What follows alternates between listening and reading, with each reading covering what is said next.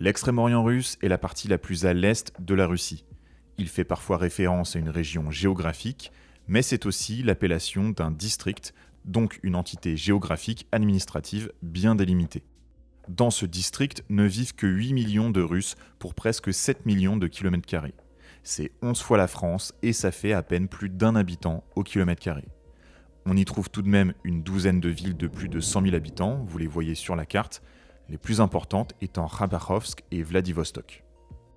Vous le voyez, l'extrême-orient russe est frontalier avec la Mongolie, mais on a aussi une frontière d'environ 4000 km avec la Chine, avec les provinces de Mongolie intérieure et du Heilongjiang. Et si on cumule les populations chinoises de la partie nord de la Mongolie intérieure et du Heilongjiang, on arrive à 34 millions d'habitants. Donc on se rend bien compte qu'il y a un gouffre en termes de démographie entre l'immensité de l'extrême-orient russe et les régions chinoises situées juste un peu plus au sud. Alors attention, ça ne veut pas dire qu'il y a une surpopulation dans les régions frontalières chinoises. Les Chinois du Heilongjiang ne rêvent pas d'aller s'installer dans la Sibérie russe. En revanche, ce qui attire, ce sont les ressources naturelles. Hydrocarbures surtout, mais aussi minerais, bois et terres agricoles.